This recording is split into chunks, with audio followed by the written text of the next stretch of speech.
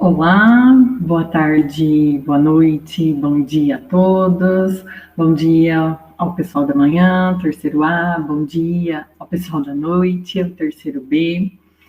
Vamos lá. Espero que a gente consiga fazer aqui nesse encontro virtual hoje, né? Um tema específico que eu escolhi, é um tema curto, que nós conseguimos iniciar, desenvolver e terminar em pouco tempo. E daí eu vou colocar lá na página, né, no YouTube, para que vocês possam assistir uma ou mais vezes, quantas vezes forem necessárias, tá? E que assunto é esse que eu escolhi para a gente falar hoje, né? Escolhi o tópico, que apesar de um tópico pequeno, ele é muito importante. É o chamado litisconsórcio.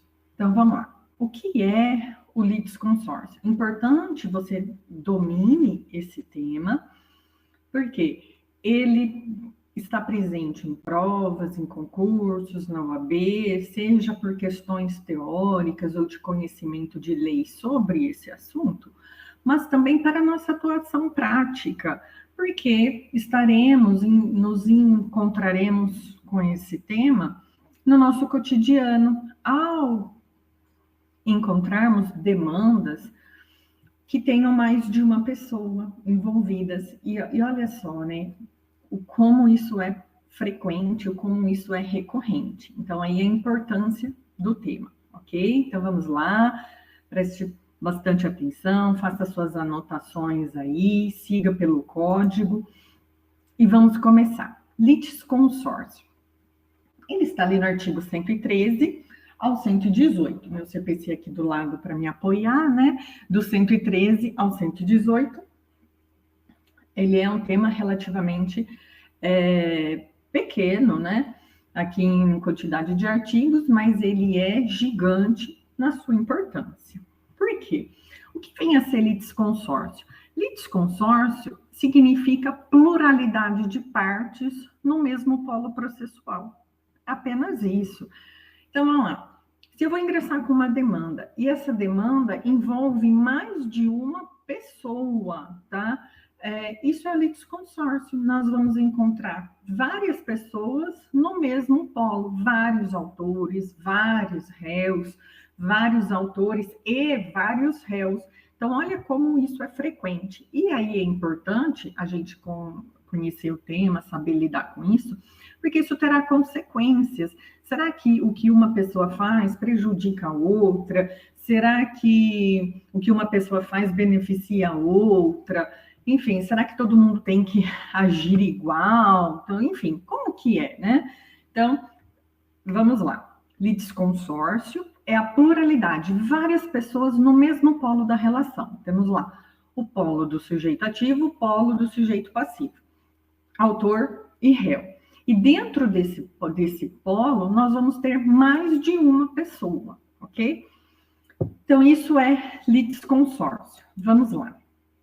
Um tema muito recorrente aí para a gente entender melhor é a classificação do litisconsórcio. Primeiro, importantíssimo aí, quanto à posição processual, facílimo. Vai depender se essa pluralidade de pessoas está no polo ativo, ou seja, eu tenho vários réus, se está no polo passivo, se está no polo ativo, eu tenho vários autores, ou se está no polo passivo, eu tenho vários réus, ou se pode estar em ambos os polos, tanto autor quanto réu. Então, vamos lá. Se eu tenho vários autores, várias pessoas, mais de uma, né? Mais de uma pessoa ali no polo ativo. Isso significa que eu tenho mais de um autor, né? Eu tenho vários aí autores. Que litisconsórcio é esse? Litisconsórcio ativo. Agora, se a minha pluralidade de pessoas, minha pluralidade de partes se encontra definida no polo passivo, ou seja, eu tenho vários réus, é uma demanda proposta contra vários réus. Eu tenho litisconsórcio passivo. Mas eu também posso ter os dois ao mesmo tempo. Várias pessoas no polo ativo e várias pessoas no polo passivo. Vários autores litigando contra vários réus. Então, eu tenho litisconsórcio misto, ou também chamado por alguns doutrinadores recíproco, ok? Tranquilinha essa primeira classificação, viu como já dá para a gente entender que essa pluralidade ela pode estar em qualquer um dos polos processuais. A segunda classificação aqui já diz respeito ao momento de formação do litisconsórcio. Então, quando que o litisconsórcio é formado? É isso que a gente quer saber aqui. Então, vamos lá. Se o litisconsórcio ele é formado já na apresentação da inicial, quando eu dou início à demanda, né, com a minha apresentação da minha petição inicial, se ali já está presente o litisconsórcio, seja ativo, seja passivo, eu falo que ele é um litisconsórcio inicial, que ele já surgiu desde o início da demanda, tá? Então, litisconsórcio inicial, aquele que já está presente na própria petição inicial. Mas o litisconsórcio, ele pode começar, ele pode aparecer depois, ou seja, eu posso começar um processo apenas contra A e B, A versus B. E depois surge outras pessoas que irão ingressar nesse polo, seja polo ativo, seja no polo passivo, tá? Ou seja, se vai ingressar depois, quando eu já tenho o processo em andamento, eu chamo esse litisconsórcio de posterior ou ulterior, que é aquele litisconsórcio que é formado já depois do ajuizamento da demanda. Esse daqui, facinho de entender, tranquilo também, ok? Terceira classificação do litisconsórcio diz respeito à obrigatoriedade. Aqui a gente já precisamos um pouquinho mais de atenção. Então, vamos lá. E muita atenção aqui, meus caros, para vocês não confundirem os nomes. Muita atenção à nomenclatura, tá? Porque depois esta nomenclatura, litisconsórcio facultativo, litisconsórcio necessário, ela às vezes é confundida com a próxima que a gente vai ver, tá? Então, muita atenção com a nomenclatura, tá? Então, vamos lá. Quanto à obrigatoriedade, o litisconsórcio pode ser facultativo ou necessário. Daí aqui que eu estou pedindo para você prestar uma atenção especial em relação a esta palavra, necessário, tá? Então, vamos lá. Litisconsórcio facultativo, como eu falo, né? O português já nos ajuda. Ele é facultativo, ou seja, ele não é obrigatório. Sem problema nenhum aqui. Litisconsórcio necessário. Aqui também não tem problema, é fácil, ou seja, é aquele que eu preciso, ele é obrigatório, eu tenho que necessariamente ter a instauração desse litisconsórcio, então ele é obrigatório. Atenção que a nomenclatura utilizada, tanto pelo código quanto pela doutrina, não é se referir a esse litisconsórcio como obrigatório, e sim como necessário. Então, necessário, sinônimo de obrigatório. Então, e atenção a essa nomenclatura, tá? Necessário, sinônimo de obrigatório, aquele que eu preciso ter. Não depende da vontade das partes. O litisconsórcio facultativo depende da vontade das partes. Ou as partes podem querer atuarem juntos ou não, tá? Enfim, nada as obriga, tá? Vamos lá. Atenção agora. Aqui, essa é a classificação, ela que nos exige mais cuidado, um pouco mais de atenção. Vocês viram que até agora a matéria é muito simples, né? né? A gente só precisa um pouquinho de atenção. Então, vamos lá. A quarta classificação diz respeito à uniformidade da decisão, ou seja, a uniformidade da decisão judicial. Então, vamos lá. Litisconsórcio é uma pluralidade de partes, ou seja, eu vou ter ou vários autores, ou vários réus, ou vários autores e réus ao mesmo tempo, tá? Eu vou ter pluralidade de partes em um dos polos da relação processual, tá? Eu tenho vários autores. Agora, a questão é, a nossa pergunta é, será que a decisão tem que ser a mesma para todos? pelo simples fato deles estarem todos no mesmo polo processual, todos os autores. O juiz vai ter que decidir do mesmo jeito para todos? Mesma coisa se eles estiverem, se o meu litisconsórcio for passivo, eu tenho vários réus. A decisão do juiz tem que ser a mesma para todos? É isso. Então, é isso que eu quero verificar, a uniformidade da decisão. E vamos lá, nós temos duas situações aqui. O litisconsórcio, em relação a esta classificação, ele pode ser simples ou unitário. Então, vamos lá, simples, litisconsórcio simples, diz respeito à possibilidade de decisões diferentes. Então, o juiz poderá decidir essa questão de forma distinta para cada um dos litisconsortes. Então, eu tenho vários autores, 3, 4 autores. O juiz não tem que decidir do mesmo jeito para todos. Pode decidir de uma forma para um, de outra forma para outro, de outra forma para outro, de outra forma para outro. Isso é litisconsórcio simples, tá? A mesma coisa no polo passivo. Eu tenho 3 réus. Então, vamos lá. O juiz pode decidir de forma diferente para cada réu. Isso é litisconsórcio simples. Mas nós vamos encontrar outro tipo de situação em que eu necessariamente vou ter a mesma decisão para todos os litisconsortes. Nesse caso, nós chamamos de litisconsórcio unitário. Então, lá, o nome nos ajuda aqui, ó. Quanto à uniformidade da decisão. Unitário é uma decisão. A mesma decisão vai valer para todos os litisconsortes, ou seja, todos os autores ou todos os réus, né? A mesma decisão para eles, tá? Atenção aqui é que, às vezes, o aluno pode confundir este tipo de litisconsórcio lá, que é quanto à uniformidade da decisão simples ou unitário, e às vezes uma questãozinha de concurso vai trocar, né, numa prova, aí, vai trocar a expressão. Vai falar que o litisconsórcio que tem que ter a mesma decisão para todos é o obrigatório. E lá na hora da prova, você vai pensar, nossa, se é a mesma decisão para todos, é obrigatório. E vai trocar os nomes, trocando os conceitos. Então, atenção para isso, tá? Litisconsórcio necessário é aquele que é obrigatório. Ele se opõe ao litisconsórcio facultativo.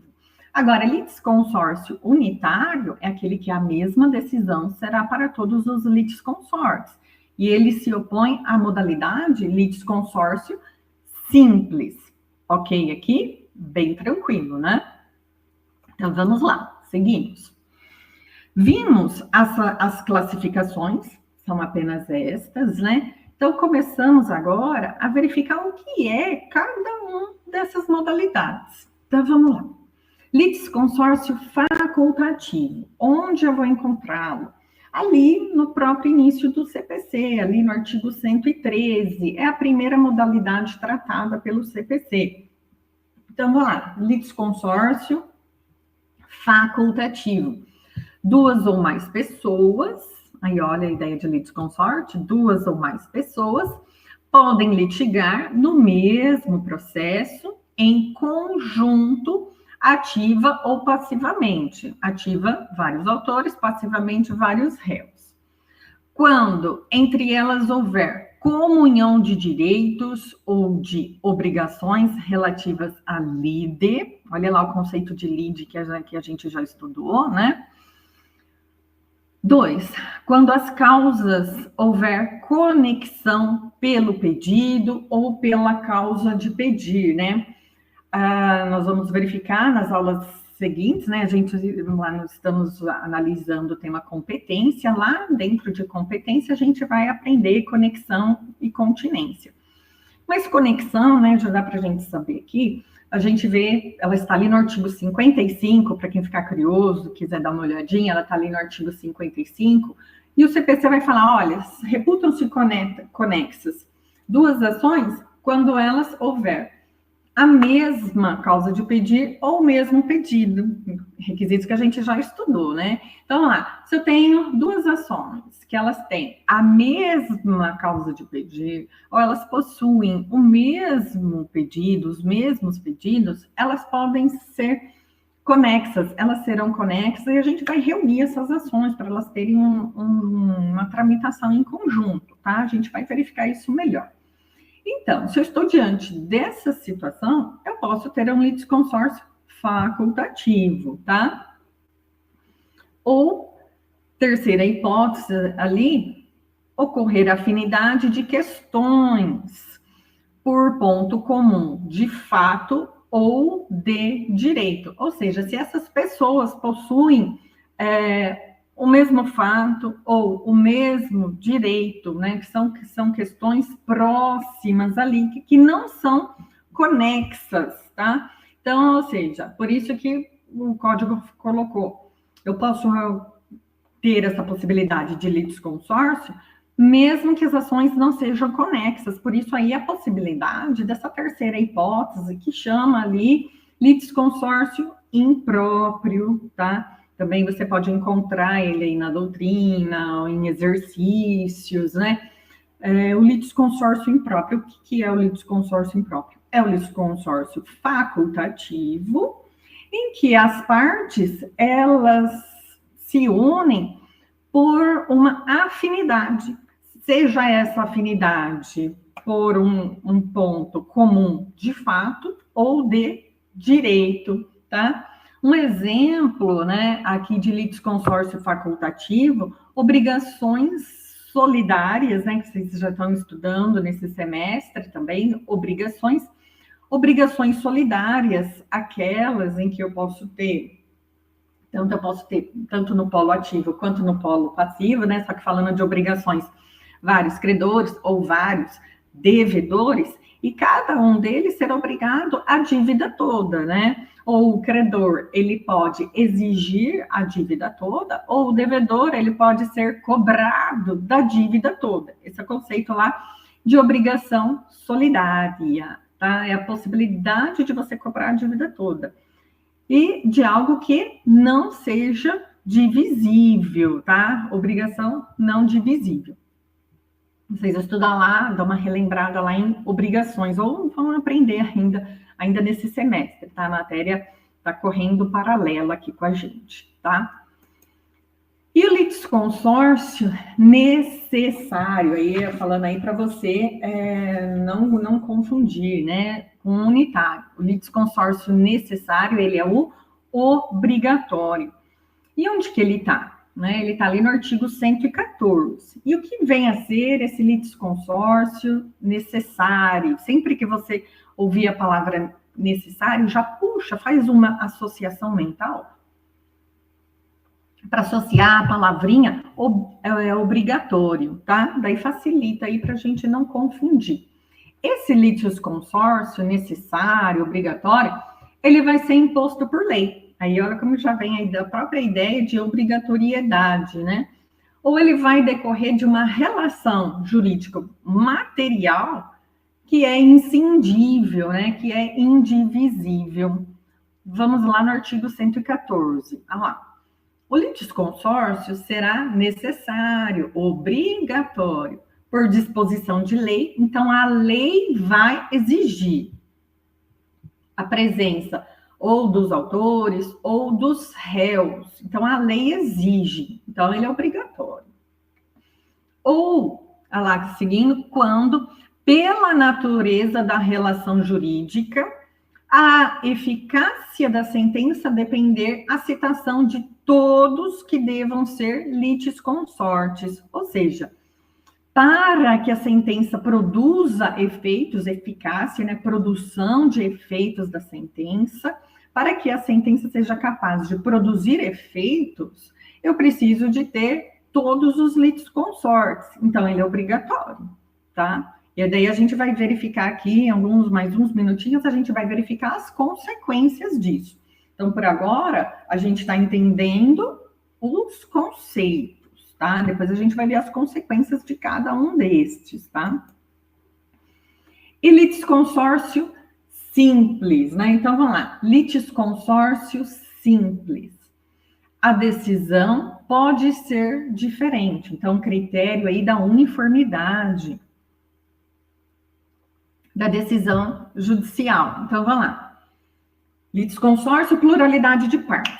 Falou litisconsórcio, você já lembra, pluralidade de partes. Tá. Litisconsórcio simples. Eu posso ter decisão diferente. Não é obrigatório, não é necessário, né? Não, o juiz, ele não tem que decidir a questão do mesmo jeito para todos, né? Então, vamos lá. Cada litisconsorte é um litigante distinto em relação ao réu. Coloquei aí um desenho, né? Bem simplesinho, mas só para a gente entender, né? Visualizar essa ideia, esse conceito do litisconsórcio simples. Então, vamos lá. Eu vou ter um conflito, uma lide, né? E eu posso ter ali vários autores, várias vítimas contra um réu. Aí, no nosso exemplo, um acidente de trânsito. E esse acidente de trânsito envolveu vários carros, várias vítimas, várias pessoas que participaram dessa batida. E a gente colocou aí o culpado de todo esse caos, de todo esse acidente, foi o nosso motoqueiro ali, né? Enfim, então vamos lá. Esses autores, eles ingressarão com a ação. Vamos combinar junto, a gente já trocou os dados aqui, todo mundo junto aqui, vamos entrar junto e processar esse motoqueiro que foi culpado desse nosso acidente aqui, que causou todos esses prejuízos para a gente. Então, essas pessoas, esses três aí, né, que se envolveram no acidente de trânsito, eles decidem ingressar em conjunto. Então, se eles vão ingressar em conjunto, eles são litisconsortes, porque vão estar todos em conjunto litigando contra o mesmo causador do acidente, né? Que é ali o nosso motoqueiro. Tá. Agora, então, isso é um litisconsórcio. Como eles estarão todos no polo ativo, todos serão autores, litisconsórcio ativo. Se eles já combinaram antes e decidiram já entrar junto, desde o início, a petição inicial já em nome de todos, litisconsórcio ativo inicial, tá? E agora, ele é simples ou ele vai ser unitário? Vamos lá, ele é simples. Por quê? Eu posso ter decisões diferentes, tá? E daí, tudo bem, o juiz vai condenar o réu a reparar o dano de cada um desses autores, de cada um dos motoristas dos carros ali. Só que são prejuízos diferentes. Quem está na frente teve mais prejuízos, quem estava atrás foi só aquela parte da frente do carro, esqueci como chama. Ai, não é para-brisa. Foi só a parte da frente ali do carro, o para-choque. Enfim, foi um dano bem simples. Agora, o primeiro, nossa, foi toda a lataria completa. O do meio, que foi engavetou na frente, atrás, esse teve vários prejuízos também. Vamos supor que daí a pessoa bateu, se machucou, bateu a cabeça no vidro por conta da pancada traseira também. Ela teve mais danos, mais cortes. Enfim, veja, são situações diferentes. Os três decidiram litigar em conjunto, litisconsórcio. Mas são situações diferentes e o juiz vai decidir, tá? O réu vai reparar esse dano, só que de forma diferenciada, porque cada um teve um dano específico, né? O último lá, no nosso exemplinho do carro amarelo lá, ele foi o que menos teve dano, foi só um para-choque, ele não teve dano físico, pessoal, nenhum. Vamos pensar que o carro, o vermelho, o azul ali, a pessoa bateu a cabeça, sangrou, deu ponto, quebrou o braço, enfim. Ou seja, cada um teve um dano diferente. Então, a sentença vai colocar a reparação diferenciada para cada um desses. Então, não vai ser a mesma decisão para todos, a mesma condenação para todos os litisconsortes, tá? Por isso que simples, tá? Acho que o exemplo do acidente de trânsito, ele é bem didático, ele facilita bastante para a gente ter essa visualização, que cada um vai ter um dano específico, de acordo com o seu prejuízo, de acordo com o seu dano ocorrido ali naquela batida, e, consequentemente, o juiz vai dar uma reparação, uma indenização diferente para cada um deles, tá? Então, litisconsórcio simples. E o próximo aí, né? O slide cortou um pouquinho, ficou meio bagunçado ali, né? Então, vai lá. Litisconsórcio unitário. Então, atenção aí. Litisconsórcio unitário, em oposição ao litisconsórcio simples, né? O litisconsórcio unitário é aquele que a decisão será a mesma para todos, tá? A decisão será a mesma para todos, tá? Veja, ele está ali no artigo 116 do CPC. Vamos lá. O litisconsórcio será unitário. Aí a expressãozinha, né? Litisconsórcio unitário. Quando, pela natureza da relação jurídica, o juiz tiver de decidir o mérito, os pedidos da causa aí, de modo uniforme, de modo igual para todos os litisconsórcios, tá? Então, lá, atenção. Litisconsórcio unitário vai ser a mesma decisão, eu não posso ter decisões diferentes, tá? E aqui, no litisconsórcio unitário, os litisconsórcios são considerados como se fosse uma parte única.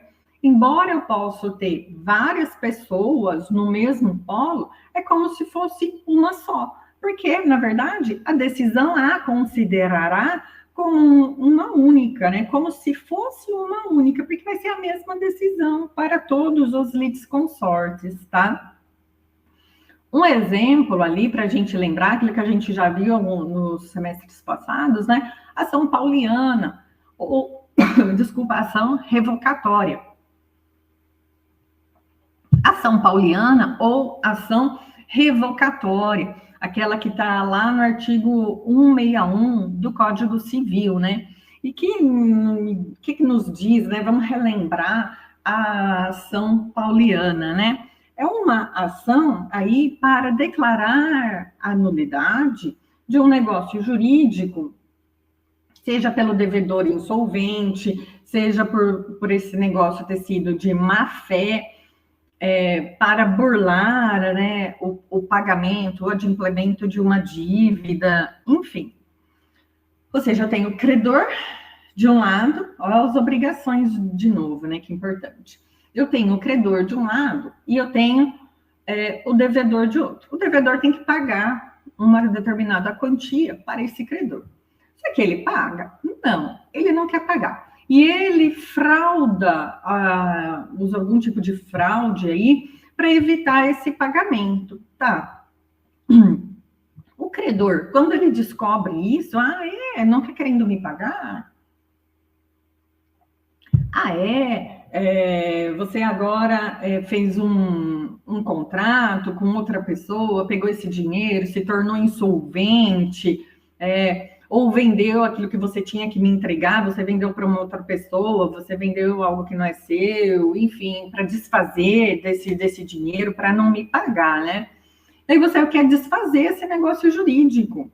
Então, você entra com qual ação? A ação pauliana, que é uma ação declaratória de nulidade, né? É uma causa ali de anulação do negócio jurídico, tá? Então, eu tenho o credor, que está em prejuízo, porque ele está vendo uma ação ali de má-fé do devedor, que não quer cumprir a sua prestação dessa obrigação, e ele frauda algum negócio jurídico para não pagar, não honrar o seu crédito, né, em relação ao credor. Então, o que ele faz, né, esse credor aqui? Quando ele descobre isso, então eu vou ingressar com essa ação pauliana para desfazer esse negócio, para você vai ter que me pagar sim, tá? Então, assim, esse é o sentido aí da ação pauliana.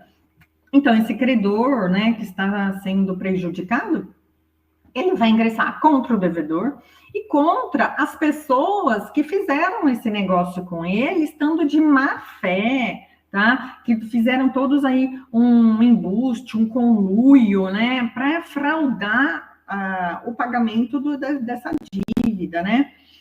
Então, se ele vai se o juiz vai anular o negócio jurídico, necessariamente ele vai pegar desse meu devedor aqui, né, que agora nessa minha ação ele é o réu, e da pessoa que fez o negócio com ele.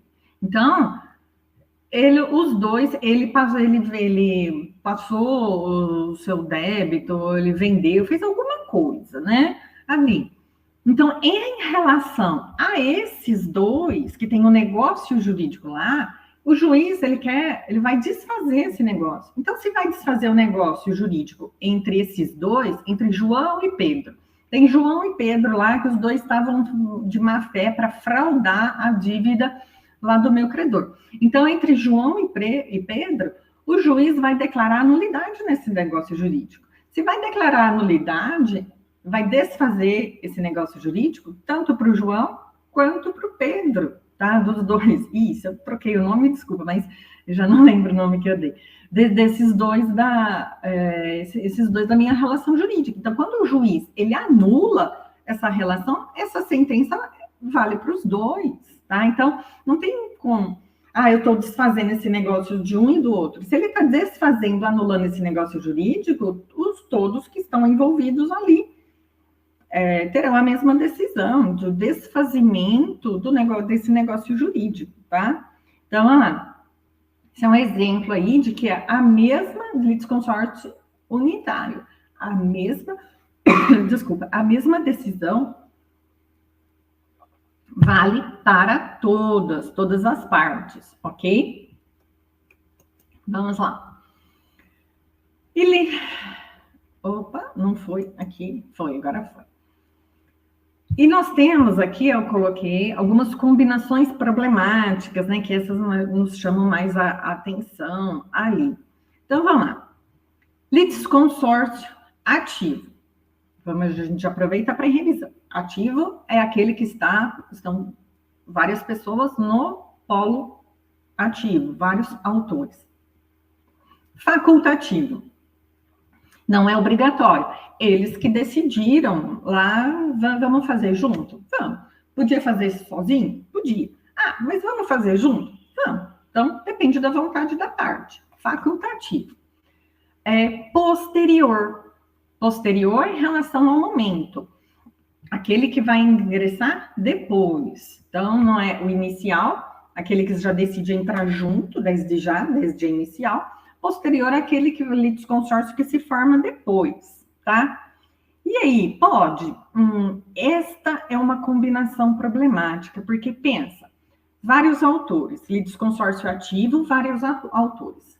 Facultativo, é porque não é obrigatório, as partes que decidiram por vontade delas. E ele é posterior, ou seja, a pessoa vai entrar depois.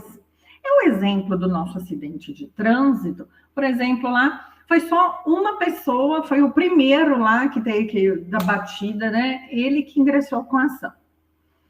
Mas daí os outros ficaram sabendo, você ingressou com a ação contra o motoqueiro que causou a nossa batida. Eu falei assim, entrei.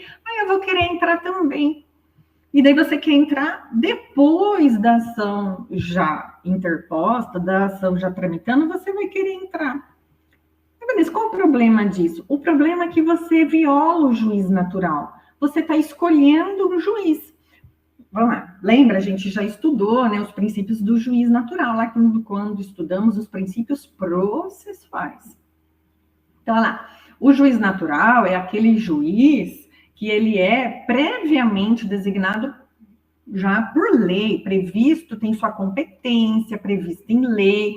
Quando você ingressa com uma ação, a ação vai ser distribuída ou por competência ou por sorteio. Se eu tenho várias cíveis. Então, vamos lá. Eu tenho três várias cíveis. As três são competentes. Então, qual que vai, né? Vai ter uma distribuição por sorteio, né? Vai uma dessas três. A ação vai cair em uma dessas três. Caiu nessa daqui. Você já conhece o juiz, você já sabe qual é o juízo de antemão. Agora, você vai ingressar com essa mesma ação, lá, de reparação de danos em decorrência do acidente automobilístico. E você já sabe o juiz que é, então você está escolhendo o juiz. Então, viola, isso é uma violação do juízo natural, porque essa parte, ela tem uma informação que as outras não têm, ela já sabe qual é o juiz, né? Porque o juiz já está definido aí. Então, isso é uma combinação problemática, tá? Uma outra combinação que também nos traz alguns problemas, né? É o litisconsórcio ativo, vários réus, necessário, sinônimo de obrigatório. Então, olha lá, qual o problema do litisconsórcio ativo necessário? Vários autores, né? Veja, se para eu ingressar, eu tenho que obrigatoriamente, necessariamente estar com todas as pessoas, e se um não quiser? E se essa pessoa não quiser, ela vai prejudicar, eu não vou poder ingressar? E o meu direito de ação? E o meu direito de acesso à justiça? Tá? Enfim, por isso aí que viola o princípio da inafastabilidade da jurisdição. Se eu, para acessar o judiciário, acionar o poder judiciário, apresentar a minha demanda, eu preciso necessariamente, né, obrigatoriamente dessa presença dessa pessoa para entrar junto comigo, e se ela não quiser? Daí, se ela não quiser, e como ele é obrigatório, eu não vou entrar.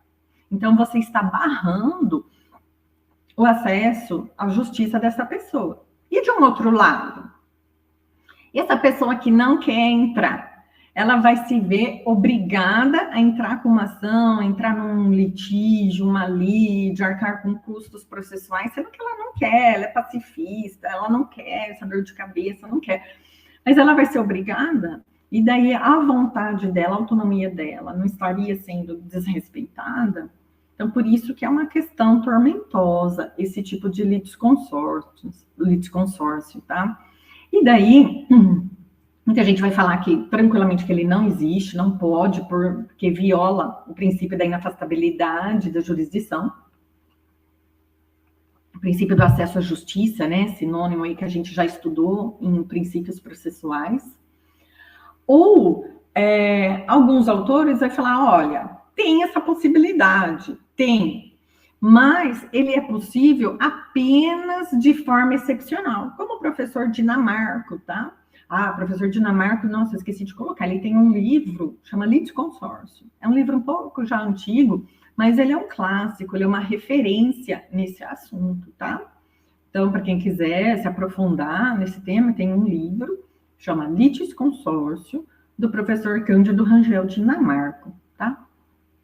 Vamos lá. O Dinamarco, ele ensina que, olha, esse litisconsórcio ativo necessário é possível, sim, de forma excepcional. Ou seja, o que é essa forma excepcional? Em situações muito raras, em situações muito pontuais e que a lei exija, tá? E daí ele dá como exemplo um artigo 734 lá do CPC, né? Que traz ali a ação de alteração de regime de bens, mas é uma das ações lá do direito de família, tá? Então, vamos lá, um casal, ele casou sobre determinado regime de bens, tá? E esse casal, a gente tem lá, né, os dois cônjuges, então, olha a relação jurídica ali, né, inscindível, né, entre eles. E eles querem alterar esse regime. Enfim, para alterar esse regime tem que ser vontade dos dois. Então, os dois cônjuges precisam estar de acordo, tá? Para poder ingressar com essa ação de alteração de regime de bens, ok? Então, vamos lá, do exemplo, ou seja, a própria lei, o próprio CPC, ali no artigo 734, exige isso. Então, é isso que o Dinamarco coloca, olha, é realmente uma situação complicada, esse litisconsórcio ativo necessário, ou seja, para eu ingressar com a ação, eu preciso obrigatoriamente ter uma outra pessoa. Mas ele vai colocar, olha, isso aí vai ser possível somente em determinados casos muito pontuais, tá? E que daí a lei vai exigir outros. Lá no direito empresarial, lá no direito empresarial você vai encontrar alguns outros exemplos também, às vezes, para ingressar, questionar determinada ação, eu preciso de uma quantidade de sócios, pelo menos 5% de sócios, enfim. Lá, é um exemplo de litisconsórcio ativo necessário, tá? Ou seja, eu vou precisar de várias pessoas para que eu possa ingressar com essa ação. Então, também vai estar previsto em lei, lá na lei das SAs também, ou seja, a lei estabelecendo pontualmente os casos que isso é possível, tá? Vamos lá, seguimos. E nós temos algumas modalidades também de litisconsórcio que não estão previstas no CPC. A gente vai chamar algumas de modalidades especiais, mas essa daqui está prevista no CPC, tá? É o artigo 113, parágrafo 1º. Diz respeito ao litisconsórcio multitudinário, ou seja, ele não é uma classificação específica ali dessas que a gente viu. Ele está previsto no parágrafo 1º e 2º ali do artigo 113 do CPC. E o que é esse litisconsórcio multitudinário? Olha lá como a nossa língua nos ajuda, né? Multitudinário vem de multidão. Então, eu vou ter várias pessoas. Litisconsórcio é uma pluralidade de partes no mesmo polo da relação processual, tá? Agora, eu tenho uma pluralidade, mas imensa, de pessoas. Então, isso tem uma multidão dentro do mesmo polo processual. E aí? E aí que a gente, o nosso legislador trouxe essa figura aí, o litisconsórcio multitudinário. Então, vai lá.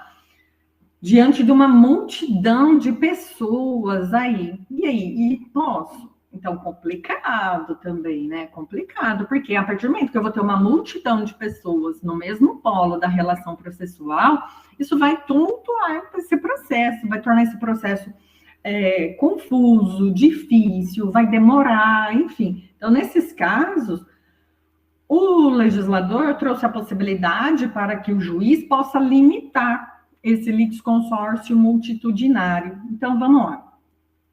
O juiz de ofício ou a requerimento, ele poderá limitar o número de litisconsórcio. E quando? Pura e simplesmente pela vontade dele? Eu não quero esse tanto de gente aqui no meu processo, não. Não, claro que não. Óbvio que não. São as hipóteses previstas em lei, ali no artigo 113, parágrafo 1º. Então, vamos lá. O juiz poderá limitar o número limitar o litisconsórcio facultativo quando o número de litigantes na fase de conhecimento, liquidação, sentença, execução, ou seja, em qualquer tipo de processo, né? Quando este comprometer rápida solução do litígio, dificultar a defesa ou cumprimento de sentença nessas hipóteses. Então, se o juiz verificar, nossa, esse tanto de gente aqui, esse processo nunca vai chegar ao fim. Lá pensa, 300 pessoas no mesmo polo, 300 autores aqui. Gente, isso aqui nunca vai chegar ao fim. Pensa só na fase de audiência, cada um desses levar lá as suas testemunhas. A gente vai dar mais de 1.000 testemunhas. A gente não vai conseguir terminar isso aí nunca, tá? Ou seja, comprometer a duração razoável do processo, comprometer o direito de defesa. O réu fala assim, nossa, não vou conseguir me defender desse tanto de pessoas aqui. Então, se vai causar um prejuízo à defesa, então o juiz pode limitar. Comprometer também aí a execução, que é a execução, a satisfação do cumprimento da decisão judicial, tá? Isso não vai ser cumprido nunca, né? É inviável, tá? Então, o juiz ou de ofício, sem necessidade de provocação prévia, ou mesmo atendendo a requerimento da parte, né? Da parte contrária, no caso, obviamente, né? Porque se o litisconsórcio está presente em uma, é que eles entendem que não há um problema, eles que ingressaram ali. Então, para eles não tem problema. Então, na outra parte, né? A parte contrária fala, não, tá muito difícil isso, vai dificultar demais. E ela pode pedir para o juiz limitar, tá? E daí eu falo assim, olha, em vez de um processo com 300 autores, Ai, meu Deus, agora vamos fazer. Problema com a matemática, né? Vamos fazer 30 de 10 ou 10 de 30. Tanto faz, né? 5 de 60, acho muito, não, 60 de 5 dá, não tem muito sentido, muito pequeno, né? Enfim, ou seja, o juiz vamos quebrar essa multidão de gente em outros processos para facilitar a tramitação, para facilitar a defesa, para as coisas fluírem melhor, terem um trâmite de trabalho melhor, tá? Então, vamos lá, diante de uma multidão de gente, é possível, na parte contrária, solicitar ao juiz, requerer que o juiz limite esse litisconsórcio, ou simplesmente o juiz, na hora que ele já verifica isso, havendo uma dessas hipóteses, ou seja, não pode ser pura e simplesmente vontade do juiz, ele precisa se enquadrar em uma dessas hipóteses do parágrafo 1º do artigo 113, aí o juiz vai limitar. Então, ele vai chamar o advogado e vai assim, olha, 300 não dá. Então, vamos fazer 10 de 30, ou 30 de 10, tá? E daí o advogado vai arrumar isso daí, ele que vai separar as partes, conversar, facilitar, o advogado que vai reconfigurar as suas demandas, e por que o advogado que vai ingressar com essas outras tantas ações, tá bom? Atenção aí, o parágrafo 2º, né? O requerimento de limitação interrompe o prazo para manifestação ou resposta, que recomeçará da intimação da decisão que o solucionar. Então, vamos lá, no nosso mesmo exemplo. Teve uma ação, uma petição inicial com 300 autores. O réu, na hora que ele olhou isso, ele falou, misericórdia, não vai dar certo. Não dá, como que eu vou me defender desse tanto de gente? O réu, ele pediu aí para o juiz limitar. Ok. Aí, o juiz vai dar uma decisão que vai determinar aí, né, essa limitação. E o prazo do réu já vai estar correndo, né? Porque a partir do momento quando ele ficou sabendo, quando ele foi citado lá em uma petição inicial com 300 réus. Daí ele fala assim, meu Deus, não tenho condição de me defender. Ele apresenta uma petição simplesmente pedindo ao juiz, senhor juiz, não tem condição esse processo com 300. Eu quero, por favor, limite esse litisconsórcio, porque ele é um litisconsórcio multitudinário, tá? E aí, com o prazo do réu, ele não está correndo, tá? E ele vai se interromper, tá? Então, olha lá. O requerimento de limitação interrompe o prazo para manifestação ou resposta, que recomeçará, ou seja, vai começar do zero de novo, né? Para o réu não ser prejudicado, da intimação da decisão que o solucionar. Então, assim, quando o juiz decidir, sim, ok, vamos fracionar esse litisconsórcio, reconheço que isso aqui é multitudinário, vai causar um tumulto no processo, essa decisão, quando intimar o réu, daí sim o réu vai ter o seu prazo devolvido, sem prejuízo algum aí para sua defesa, ok? Interessante, né? Uma segunda modalidade daí é litisconsórcio sucessivo. Esta não está prevista expressamente aqui no CPC, tá? Mas é importante, ela é trazida pela doutrina. Ela também está prevista pela jurisprudência, tá? A gente encontra esse modelo de litisconsórcio aí na nossa jurisprudência. O que é litisconsórcio sucessivo? Olha a ideia da palavra sucessivo. Primeiro um, depois o outro, né? Algo que vai sucessivamente. Primeiro um, depois o outro, depois o outro, depois o outro. Enfim. O pedido de um litisconsórcio só pode ser acolhido se o pedido do outro também for, tá? Então lá, litisconsórcio sucessivo, várias partes, mas vamos lá, ele é sucessivo. O pedido de um só vai ser acolhido se o outro for. Então, vamos lá. É o contrário, o pedido de um litisconsórcio só vai ser acolhido se o outro também for. Vamos lá. ação declaratória de paternidade e uma ação de ressarcimento das despesas com o parto. Aí eu coloquei um desenho aí, facilita para a gente entender, né? Pensa lá uma mãezinha e o seu bebezinho, elas ingressaram com uma ação contra o suposto pai. Qual é a ação? Ação declaratória de paternidade. Então, quem quer saber se fulano é realmente meu pai ou não? O bebezinho, né? Então, quem vai ingressar com essa ação, né? O bebezinho. Ele que tem a legitimidade, tá? Então, vai lá. O bebezinho, porque ele é o titular, né, do direito de reconhecimento da sua paternidade, o direito de você saber, conhecer, ter um pai, né, ali no seu registro. Então, quem é o interessado aí? O bebezinho, tá? O bebezinho ingressa com ação declaratória de paternidade. Então, é a mesma petição inicial lá, é o bebezinho e a mãezinha. Então, bebezinho representado por sua mãezinha e sua mãezinha, que também é esta qualificada, já presente nos autos, tudo. Então, vem propor a ação de declaratória de paternidade, que quem tem o interesse de saber quem é o meu pai é o próprio bebezinho. E a ação de ressarcimento das despesas com o parto. Quem custeou o parto? Quem custeou, pagou médico, pagou, teve complicação, teve que pagar uma ambulância, teve que pagar UTI, teve que pagar um médico especial, ficou na UTI alguns dias, ou a criancinha teve algum problema, ficou no hospital internado alguns dias. Nossa, isso vai gerar uma conta do hospital, né? Uma conta considerável.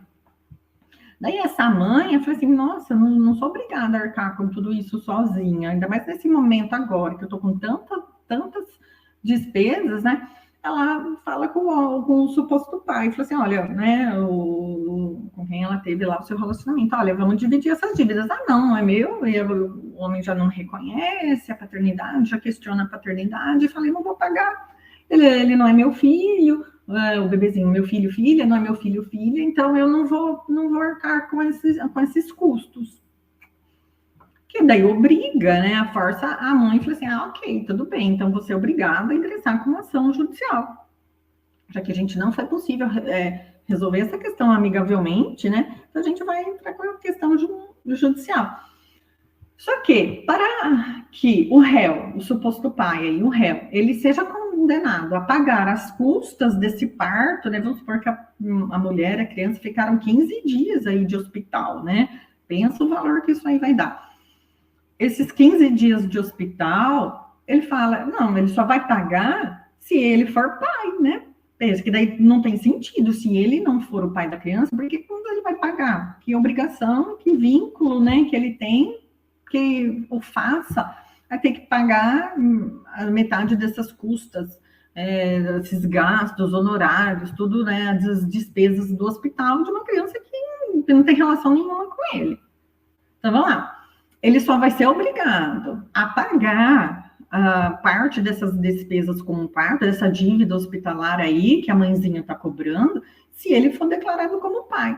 E ele não aceita essa paternidade. Então, o pedido da mãe, eu quero o quê? O ressarcimento das despesas com o parto, que ele pague metade das despesas com o parto. Tá? Esse pedido só vai ser acolhido se o pedido anterior também o for. Qual é o pedido anterior? É o pedido do bebezinho de declaração de paternidade. Então, vamos lá. Por isso que são as duas ações acumuladas juntos. Ação declaratória de paternidade e uma ação de ressarcimento de despesas com o parto, tá? Então, vamos lá. O juiz só vai condenar o réu, quem é o réu, o suposto pai, a pagar, se ele for realmente pai. Então, lá, primeiro o juiz tem que verificar a paternidade. Ele é o pai? Sim, ele é o pai. Vai ter que fazer uma prova de DNA, etc e tal. Daí vai ser provado no processo. Sim, ele é o pai. Então, a partir do momento que ele é o pai, agora abre a possibilidade do segundo pedido, né? Do pedido da mãe aí. Então, ação de ressarcimento das despesas com o parto. Então, agora, se ele é o pai, ele vai ter a sua paternidade declarada e ele também vai ter que pagar aí um valor, rachar, né? O custo dessas despesas do hospital, ok? Veja, o pedido da mãe de ressarcimento das despesas com parto depende do outro pedido primeiro ser acolhido. Então, por isso que sucessivo, primeiro tem que acolher um e depois acolher o outro. Por isso que tem uma ordem sucessiva. Eu não posso primeiro condenar ele a pagar e depois eu vou verificar a questão da paternidade. Ele não é pai, pô, então ele não tem sentido. Ou seja, tem uma questão lógica, né? Por isso que a gente fala nas aulas que o processo é lógico, né?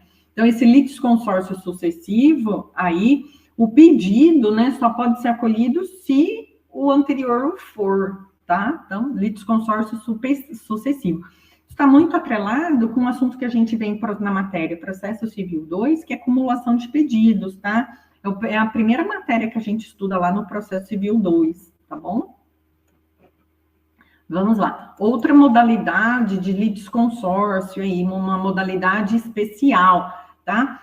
Também não está prevista aqui nesses artigos, né, do CPC, do 103 ao 118, está previsto na doutrina, e ele também tem previsão reconhecida, ele é reconhecido pela nossa jurisprudência, tá? E o que é esse litisconsórcio alternativo?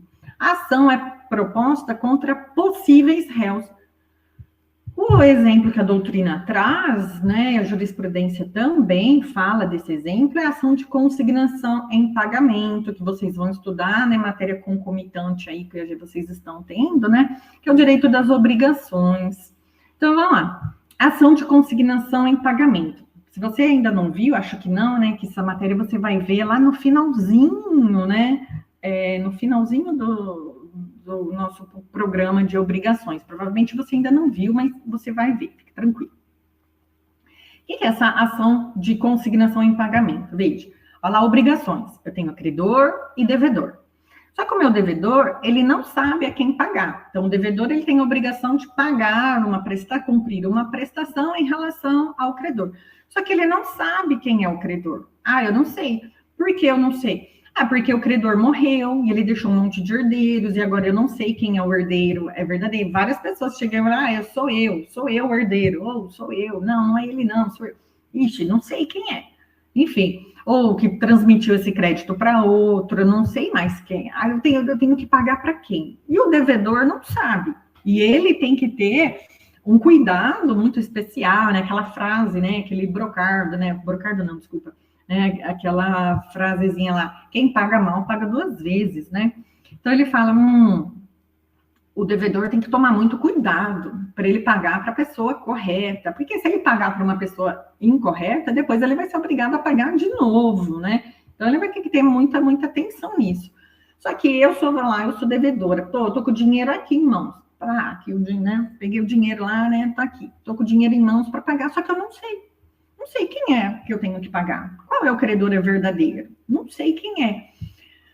E para evitar um pagamento equivocado, um pagamento incorreto, e para evitar que a dívida vença e você seja prejudicado com juros, correção monetária, mora, enfim, você tem que pagar na data combinada. Depois da data, quando você está em atraso, você está inadimplente, isso vai ter uma série de consequências negativas.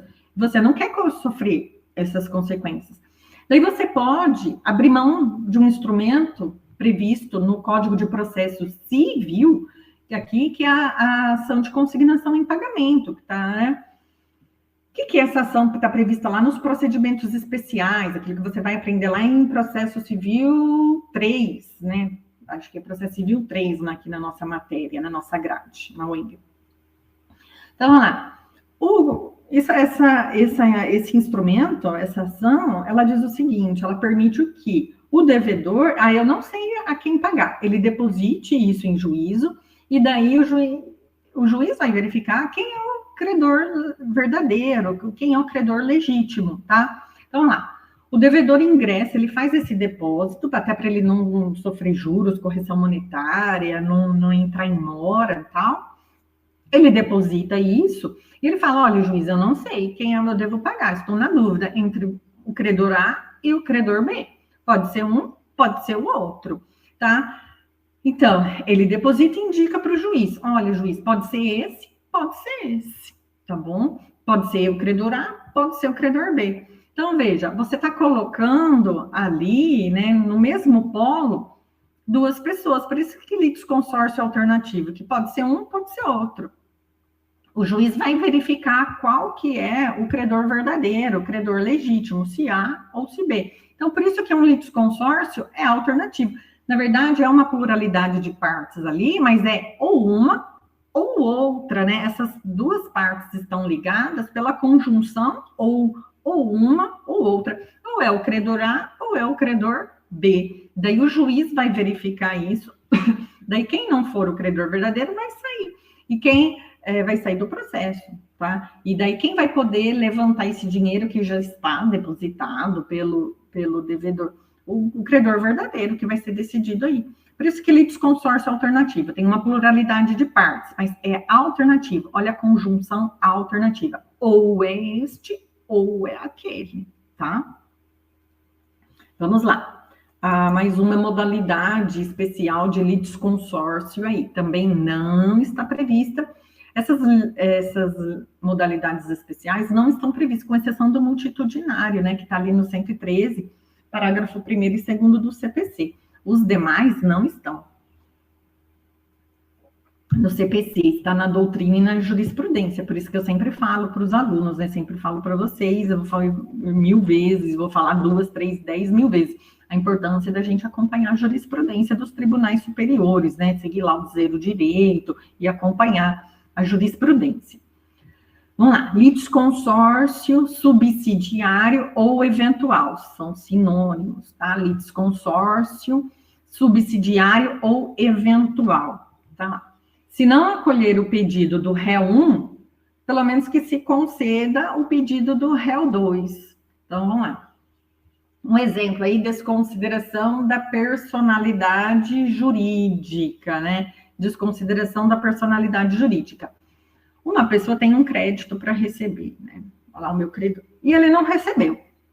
Daí ele, claro, primeira via sempre, né? Tentar resolver amigavelmente. Não foi possível.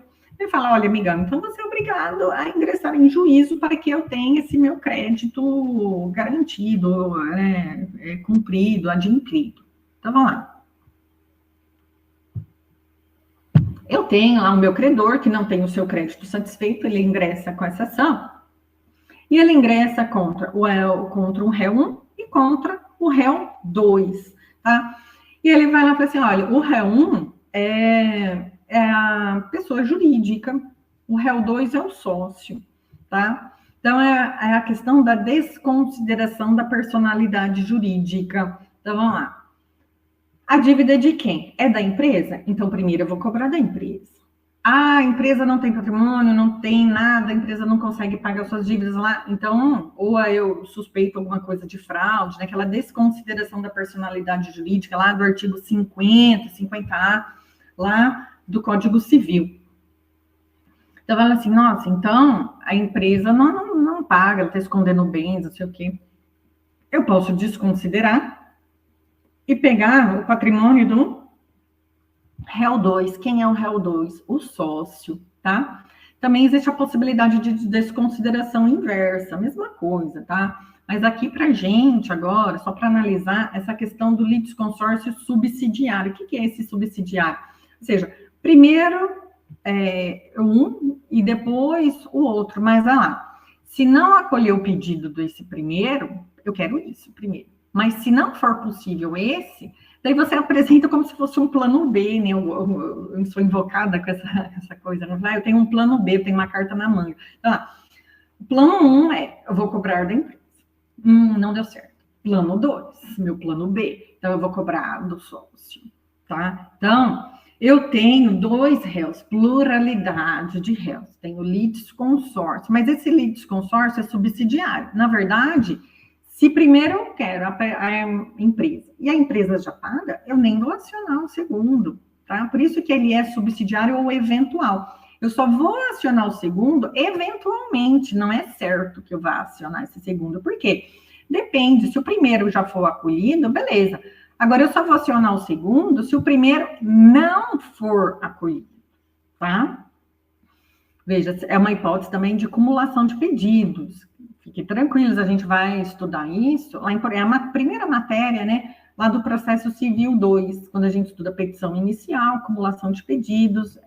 Isso é uma matéria que a gente estuda lá também, tá? Tranquilo aqui? Vamos lá. Cortou aí, né? Um pedacinho do slide, desculpas, né? Mas vamos lá. E se a parte não fizer o litisconsórcio? Então, vamos lá. Vimos que litisconsórcio é pluralidade de partes. Tá. Mas e se a parte não observa esse litisconsórcio? Ela não faz, ela vai sozinha, ela não vai em pluralidade, ela não vai em conjunto. E tem alguma consequência? Essa é a pergunta, né? Então, a questão, a gente vai responder isso, né? De que forma? Tradicional do direito, né? Depende. Depende do meu tipo de litisconsórcio. Então, vamos lá. Se a parte não fizer esse litisconsórcio, qual a consequência? Depende. Porque se for facultativo, nenhum problema, nenhuma consequência. O litisconsórcio facultativo não é obrigatório. Ele depende da vontade da parte. A parte não quis, beleza, então não faz. Qual o problema? Nenhum. Tá? Então, assim, litisconsórcio facultativo, depende da vontade da parte. A parte simplesmente não quis fazer. Tem algum problema? Problema nenhum. Então, tem alguma consequência jurídica? Consequência jurídica nenhuma. Segunda questão. Agora, e se esse litisconsórcio não é facultativo? Ele é necessário, ele é obrigatório. Obrigatório a gente já viu. Ou é a lei, ou é uma relação jurídica inscindível, né, indivisível. Então, eu tenho que ter esse litisconsórcio. Mas eu tenho a necessidade de ter esse litisconsórcio porque a parte não fez, né? A parte está sozinha aqui. Ela tinha que estar em conjunto, mas ela está sozinha aqui. E aí? Qual é a consequência? Daí, vamos lá? Depende de novo, né? Vamos lá, depende de novo. A resposta está aí dada pelo artigo 115. Lá, sentença de mérito, quando proferida sem a integração do contraditório. Lá, sem a integração do contraditório. Será nula se a decisão deveria ser uniforme. Vamos lá. Decisão que tem que ser uniforme para todos que tem que estar no processo. Então, vamos lá. Que tipo de litisconsórcio é esse que eu tenho que ter a mesma decisão para todos? Litisconsórcio unitário. Então, essa parte em amarelo que eu destaquei ali no artigo 115, você destaca no seu código também, né? O artigo 115, inciso 1º. Aquele litisconsórcio que a decisão deveria ser a mesma para todos, eu estou falando do litisconsórcio unitário, tá? Se é o litisconsórcio unitário, tem que ser a mesma decisão para todos, só que não tem todos no processo, tá? Só apenas um. E o outro, nesse que tinha que estar ali, obrigatoriamente, que é um litisconsórcio necessário, ele tinha que estar ali, mas ele não está. Qual é a consequência disso? Se o litisconsórcio é unitário, a consequência é nulidade. Então, vamos lá. Artigo 115, a decisão é nula. Quando eu estou falando de litisconsórcio unitário, tem que ser a mesma decisão para todos. E eu não tenho esse todos, não foram todos que participaram do processo, eles não foram chamados, eles não foram integrados, eles não participaram ao contraditório, né? Ciência, participação e possibilidade de influência, né? O nosso contraditório aí. Eles não foram chamados, eles não integraram, eles não entraram no processo, eles não tiveram a possibilidade de participar da construção dessa defesa. Então, eles não tiveram contraditório, eles não tiveram participação. E aí? E aí que, se era uma decisão que tinha que ser a mesma para todos e eles não participaram do processo, nulidade, tá? Agora, a situação é diferente, olha lá. Nos outros casos, quais são os outros casos? O litisconsórcio simples, né? A gente viu, ou ele é unitário, ou ele é simples. Unitário é a mesma decisão para todos, e simples, eu posso ter outras decisões diferentes, tá? O litisconsórcio é obrigatório, mas eu posso ter decisões diferentes. Então, vamos lá. O que é essa decisão diferente aí? Significa que... Gente, um segundo. Acho que tá meio escuro aqui. Nossa, tá meio claro. Vamos ver. Assim, não sei se melhora. Ai, desculpa, né? Enfim, tô achando que tá ficando muito escuro, que já tá escurecendo aqui. Agora são 10 para 6, né? Da tarde tá ficando escuro aqui. Então, vamos lá. Ver se melhora assim. E voltamos aqui. Desculpa a quebra do raciocínio aí. Mas olha lá, e se o meu litisconsórcio, ele é obrigatório, eu preciso de ter todas as pessoas. Mas ele é simples, eu posso ter decisões diferentes. Tá, eu posso ter decisões diferentes. Aí, ele vai ser nulo? Não, não, não. Ele vai ser ineficaz, tá? Olha lá, ineficaz nos outros casos, que caso? No caso de litisconsórcio simples. Ele será, nos casos de litisconsórcio simples, apenas para os que não foram citados. Então, será ineficaz. Então, vamos lá. Tinha que ter várias pessoas. O litisconsórcio tinha que ser necessário, obrigatório. Eu tinha que ter várias pessoas ali, vários réus. Só que estão todos os réus ali? Não, não estão. Eu tinha que ter 15 réus. Na verdade, eu tenho 10. Está me faltando 5. Esses 5 que não participaram do processo, significa que a sentença não vai produzir efeitos para eles, porque eles não participaram, né? Eles não tiveram contraditório. Ciência, participação, possibilidade de influência. Eles não tiveram contraditório, eles não participaram desse processo. Então, a sentença vai afetá-los? Não. Eu não participei desse processo. Eu não tive possibilidade nenhuma de influência, de participação, de ciência. Olha a importância do contraditório, né?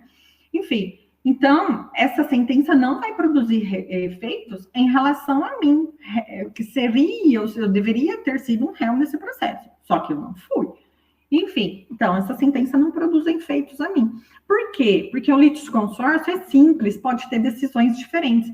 Mas, Vanessa, se a decisão tem que ser a mesma para todos os réus, e não são todos os réus que estão no processo, eu tinha que ter 15 réus, eu só tenho 10.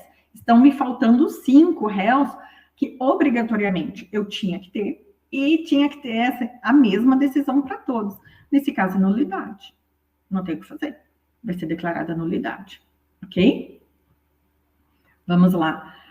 E última questãozinha ali, né? Para a gente colocar, o 117.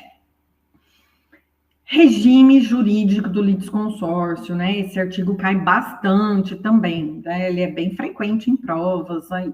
Então, vamos lá. Regime jurídico do litisconsórcio. Onde que ele está previsto? Ali no artigo 117, que nos diz o seguinte: os litisconsortes serão considerados em suas relações com a parte adversa como litigantes distintos. Tá, isso aí a gente já viu lá, tá? Cada um independente do outro. Ok. Exceto, aí a exceçãozinha, né? E muita atenção às exceções, exceto no litisconsórcio unitário. Unitário é aquele que tem que ter a mesma decisão para todos. Tá lá. Nos casos de litisconsórcio unitário, né? Os atos e as omissões de um não prejudicarão os outros, mas pode beneficiar. Então, vamos entender o que o CPC está nos dizendo aqui. Ele está se referindo, se tratando ao litisconsórcio unitário. Unitário é aquele que eu tenho que ter a mesma decisão para todos. Tá. No litisconsórcio unitário, eu tenho aí vários autores. Eu tenho 5 autores, A, B, C, D, E. Eu tenho 5 autores que estão junto nesse mesmo processo. Tá? A conduta de um prejudica ou favorece o outro? É isso que a gente quer saber, né? Eu fiz essa pergunta inicial lá atrás, quando eu apresentei o tema litisconsórcio, né? Então, vamos lá. Eu tenho 5 autores, A, B, C, D, E. O que um faz prejudica os outros? O que este faz ajuda os outros? O que esse faz prejudica? É isso. A pergunta é essa. Nome do assunto, regime jurídico do litisconsórcio. E onde está a resposta? Aí no artigo 117. Então, vamos lá. Regra geral, os litisconsórcios são independentes. O que um faz não tem relação nenhuma com o que o outro faz. Eles estão só juntos ali, mas cada um responde por si. Cada um é responsável por si. Eles são independentes, né? São considerados como parte autônoma. Esta é a regra geral, tá? Mas essa regra tem uma exceção. E a exceção diz respeito ao litisconsórcio unitário. Qual é o unitário? Aquele que tem a mesma decisão para todos. Então, vamos lá. Se é caso de um litisconsórcio unitário, vamos lá, eu tenho 5 autores. A questão é, se o que esse faz, o que o autor A faz em favor, então, tem uma ação, uma conduta ou uma omissão, ação, omissão, uma conduta aí favorável aos demais. E isso ajuda os demais? Sim, ajuda. Se o que ele faz é favorável, ajuda. Agora, o autor A, ele fez algo que, misericórdia, minha Nossa Senhora, ele fez algo, uma conduta ruim, uma conduta, né, que pode prejudicar, uma conduta desfavorável, uma conduta ruim, né, uma conduta prejudicial, desfavorável. E aí, ele vai prejudicar os outros? Não, tá? Então, vamos lá, o ato favorável vai ajudar. Então, vamos lá, o que ele fez ajuda? Beleza, se for para ajudar, ajuda. Agora, não, que ele fez algo ruim, ele fez algo assim, ele pisou na bola. Tá, se ele pisou na bola, ele vai prejudicar todo mundo? Não, quem pisou na bola foi ele. Então, só ele que assume as consequências. Só ele que vai assumir as consequências. Ele não vai prejudicar todos os outros, tá? Então, vai lá. No litisconsórcio unitário, os atos e as omissões de um não prejudica os outros, tá? Ele pisou na bola, então não vai prejudicar os outros. Ele agiu ruim, de forma equivocada, não prejudica. Agora, mas pode beneficiar. Ele fez uma conduta positiva, ele fez uma conduta favorável, beleza. Então, isso pode sim ajudar. Então, vamos lá. Regra geral, é todo mundo independente. O que cada um faz ou desfaz só diz respeito a si. Regra geral não vai ter consequências sobre outros, tá? Regra geral. Tô achando... Essa luz aqui tá incomodando, né? Enfim. Regra geral, mas estou acabando esse último slide aí. Vamos lá. Regra geral são independentes. Então, o que um faz ou desfaz, o que um faz positivamente ou negativamente, não tem relação. É cada um por si. Tá. Agora, quando é o litisconsórcio unitário, daí é diferente, porque no unitário, como a decisão tem que ser a mesma para todos, daí eu tenho uma regra especial. Então, vamos lá. Se o que uma pessoa fez ajuda os demais, beleza, se é algo favorável, algo que ajuda, algo que auxilia, uma conduta positiva, beleza, essa conduta se estende a todos, ajuda a todos. Agora, o que essa pessoa fez, esse litisconsórcio fez, é algo ruim, algo desfavorável, algo que prejudica, ou seja, ele pisou na bola. Então, se eu estou diante dessa circunstância, não, eu não vou prejudicar os demais, tá? Então, esse é o sentido aí do artigo 117. Este é o regime jurídico do litisconsórcio, tá? Regra geral, todo mundo independente. É uma pluralidade de partes, mas eles são independentes. Cada um responde por si. Exceção no litisconsórcio unitário. No unitário, vamos lá então, se a pessoa fez uma conduta positiva, favorável, que vai ajudar, beleza, estende isso para os outros. Se ela fez algo negativo, desfavorável, algo que vai prejudicar, não pode pisar, ela pisou na bola sozinha, não vai ferrar os outros não, tá? É isso, gente. Vamos lá. E o último aqui, né, o último artigo de 118, né, litisconsórcio do artigo 113 ao 118, artigo 118, aí, então vamos lá.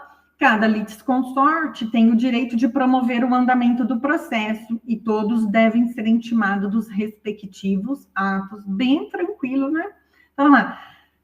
Você é parte do processo, então você nem precisava, esse artigo aí até desnecessário, porque se a pessoa é uma parte do processo, ela tem o direito de promover o andamento do processo, ela tem o direito de ser intimada, né? Então, acho que isso aí, o nosso legislador teve essa preocupação, às vezes pensar, como é uma pluralidade, tem 15 autores, 15 réus, em vez de eu ter que ficar intimando todo mundo, não intimo só o primeiro. Não. Todos fazem parte do processo, ou todos são autores, ou todos são réus. Então, eles podem pedir, eles podem requerer algo cada um, porque eles são considerados indivíduos, né? Cada um por si ali. E eles têm direito de ser intimados também, ok? Vamos lá, então. Meus caros, encerrando já. Espero que tenham sido de bom proveito aí. Qualquer dúvida, você pode, né? Estou aí, né, presente na universidade. Você pode trazer dúvida dessa aula, levar lá para nas nossas aulas, lá, falar comigo, né? Na aula, no intervalo, enfim, tranquilamente, tá bom? Espero que tenha gostado, espero que tenha ajudado aí, né? Faz para a gente conseguir vencer todo o nosso programa, tá? Bons estudos para você. Qualquer dúvida, estou à disposição. Você sabe onde me encontrar lá na nossa UENG, tá? Nossa querida e desprestigiada UENG, né? Mas vamos lá. Boa semana para todos, bons estudos, contem comigo e até mais. Tchau, tchau.